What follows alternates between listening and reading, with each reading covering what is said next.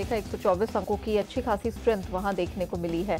Bank Nifty के शेयरों में आज बेहतरीन खरीदारी दिखी, 500 अंकों से ज्यादा इसने जोड़े हैं। निफ्टी मिड कैप में कमाल की स्ट्रेंथ और 400 अंकों से ज्यादा की मजबूती यहां पर भी देखने को आज मिली है। तो सबसे पहले आपकी स्क्रीन पर निफ्टी के गेनर्स लेकर आते हैं। निफ्टी में बेहतरीन प्रदर्शन दिखाने वाले वो 4 स्टॉक्स अब आपकी स्क्रीन पर लेकर आएंगे। तो इंडिया बुल्स हाउसिंग फाइनेंस ने 10% से अधिक की तेजी दिखाई। Tata Motors, Eicher Motors, HPCL ये कुछ दिग्गज रहे हैं जो 6 से 8% की स्ट्रेंथ आज दिखाने में कामयाब रहे हैं।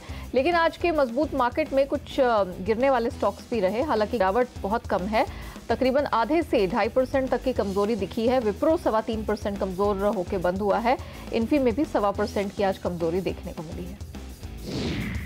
बाजार के दिग्गज जानकार उदयन मुखर्जी का मानना है कि चुनाव के कारण बाजार एक तरफा चलने के लिए तैयार है। अगर चुनाव के नतीजे बाजार की उम्मीद के मुताबिक नहीं आए तो बाजार में आगे गिरावट आ सकती है।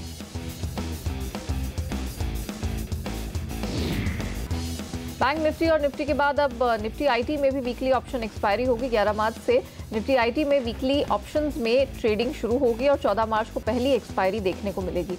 निफ्टी और बैंक निफ्टी की ही तरह निफ्टी आईटी की भी हर गुरुवार को वीकली एक्सपायरी होगी।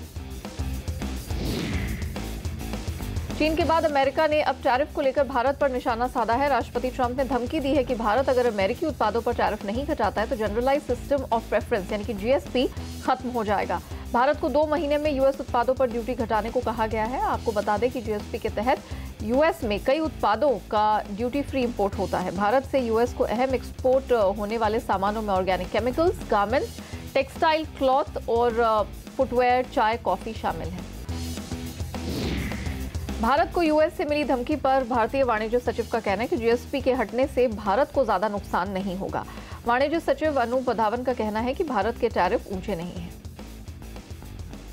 Our tariffs are very comparable to the more liberal developing economies. They are comparable even to some developed economies. So we have some tariff peaks. So you can't pick up, 1 or 2 items and sort of believe that our entire tariff structure is high. I think our tariffs are very consistent with the bound rates that we are entitled to in the WTO. Pricing विवाद पर आंध्र सरकार ने cement कंपनियों की बैठक बुलाई है। सूत्रों के मुताबिक सरकार कीमतें स्थिर रखना चाहती है, लेकिन कंपनियां दाम बढ़ाने के पक्ष में है। आंध्र सरकार ने बैठक में 20 सीमेंट कंपनियों को बुलाया है।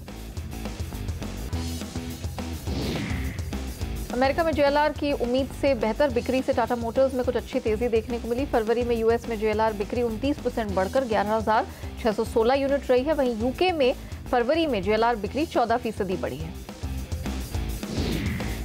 एनबीएफसी शेयरों में आज अच्छी खरीदारी देखने को मिली। Repco home finance, Indiabulls housing finance और जीवन, एडलवाइस फाइनेंशियल जैसे शेयरों में आज जबरदस्त तेजी देखने को मिली। आज चुनिंदा तेल और गैस कंपनियों में भी तेजी देखने को मिली। सरकार ने 23 छोटे ऑयल गैस कॉन्ट्रैक्ट के एरिया बांटे हैं, जिनमें से 5 की बोली ओएनजीसी ने जीती है। वहीं आईओसी हिंद ऑयल ने 1 एरिया की बोली जीती है, जबकि ऑयल इंडिया ने 2 एरियाज के लिए बोली जीती है।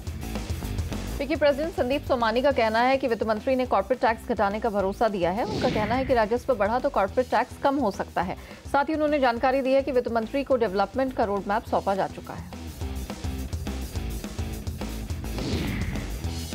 एलएनटी में सरकार सूटी का पूरा हिस्सा बेचने की तैयारी में है। एलएनटी में सूटी के जरिए सरकार का 1.8% हिस्सा बेचा जा सकता है, जिसकी वैल्यू तकरीबन 3300 करोड़ रुपए है।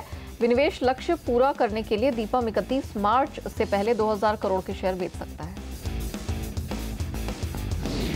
एक नजर रुपए पर डाल लेते, जिसमें धमाकेदार तेजी देखने को मिली। $1 के मुकाबले रुपया 70 रुपए 50 पैसे के नीचे का स्तर एक बार छू चुका है। वो हाजिर की कीमतें हैं। यहाँ पर हमने देखा कि कच्चे तेल की कीमतों में जिस तरह का प्रेशर आया है अंतर्राष्ट्रीय बाजार में, उसका सपोर्ट रुपए को मिला। डॉलर इंडेक्स में भी कुछ सुस्ती थी, उसके चलते भी आज रुपया डॉलर के मुकाबले 2 हफ्ते की ऊंचाई को छू चुका है। फिलहाल 37 पैसे की मजबूती के साथ $1 की कीमत 70 रुपए 53 पैसे के पास है। तरुण सत्संगी .com की रिकमेंडेशन ये है कि यूएसडी आईएनआर का जो मार्च सीरीज है वो 71 रुपए 5 पैसे के पास आप बेचकर चले, 70 रुपए 50 पैसे के टारगेट के लिए। इसके अलावा सोने चांदी की कीमतों में प्रेशर बढ़ता हुआ दिख रहा है। तकरीबन 270-80 रुपए की कमजोरी इस समय सोने में दिख रही है और 32,100 के नीचे ये कमोडिटी आ चुकी है। आज ही इस पे चर्चा हो रही थी 11:27 के शो में और एक्सपर्ट्स ने माना है कि 32,000 के नीचे का भी स्तर टूट सकता है, क्योंकि अंतर्राष्ट्रीय बाजार में कमजोरी है कॉमेक्स गोल्ड पे और घरेलू बाजार में भी डिमांड निकल के नहीं आ रही है। इसे देखते हुए एक्सपर्ट्स यहाँ पर बिकवाली की ही सलाह दे रहे हैं और इसको सेल करके चलने की ही सलाह निकल कर आ रही है। आगे जाते हुए इस हफ्ते में 31,750 से 800 के भी स्तर देखने को मिल सकते हैं, तो वो रिकमेंडेशन अधिकतर एक्सपर्ट्स की तरफ से आई है। चांदी की कीमतों में भी तेज गिरावट देखने को मिली है।